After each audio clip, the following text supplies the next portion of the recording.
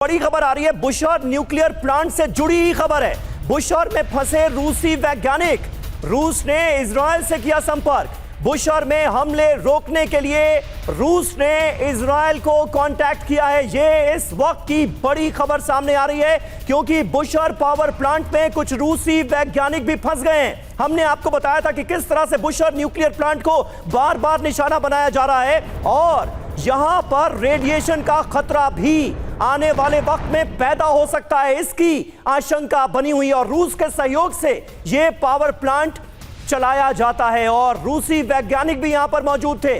बुशहर में कई रूसी वैज्ञानिकों के फंसने की खबर आ रही है। मनीष, इसे लेकर कोई अपडेट है क्या आपके पास?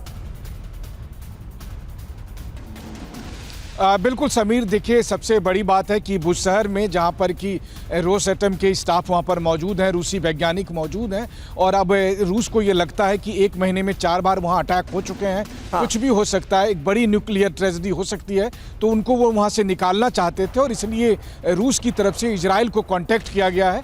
इनसे कहा गया है कि जब तक हम अपने स्टाफ को नहीं निकाल लेते हैं वहाँ पर आप स्ट्राइक नहीं करिए और एक सेफ रूट हमें दीजिए ताकि हम वहाँ उससे निकाल लें और फिर आप करें। देखिए रूस जहां ईरान की मदद कर रहा है बुशहर न्यूक्लियर प्लांट को चलाने में या दूसरे तरीके से, वहीं दूसरी तरफ रूस के इजराइल के साथ भी बहुत बेहतर ताल्लुकात हैं। आपने देखा होगा कि इस जंग में रूस इजराइल को लेकर बहुत कुछ संभल कर भी बातें करता है और ऐसी स्थिति में रूस ने इजराइल से संपर्क साधा है कि आप वहां पर स्ट्राइक बंद करें अभी, ताकि हम अपने वैज्ञानिकों को वहां से हम निकाल सके बुशहर न्यूक्लियर प्लांट को लेकर। तो सबसे बड़ी स्थिति है कि बुशहर न्यूक्लियर प्लांट एक एक्टिव प्लांट है जहां पर रेडियो एक्टिव मटेरियल मौजूद है।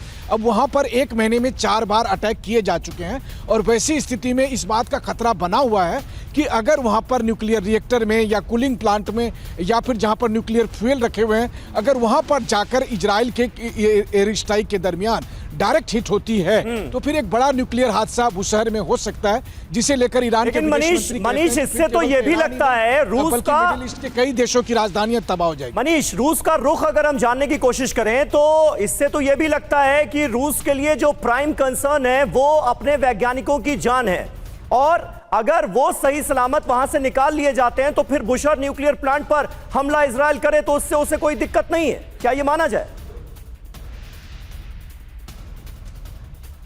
देखिए ये एक बड़ी दुखद स्थिति है कि रूस और यूक्रेन के भी हाथ कोई साफ सुथरे नहीं है इस मामले में। हाँ। रूस यूक्रेन युद्ध में आपको याद होगा ज़पोरिजिया न्यूक्लियर प्लांट को लेकर दोनों ही मुल्क एक दूसरे पर आरोप लगाते रहे थे कि आप उस न्यूक्लियर प्लांट पर अटैक कर रहे हैं, आप उस न्यूक्लियर प्लांट पर अटैक कर रहे हैं।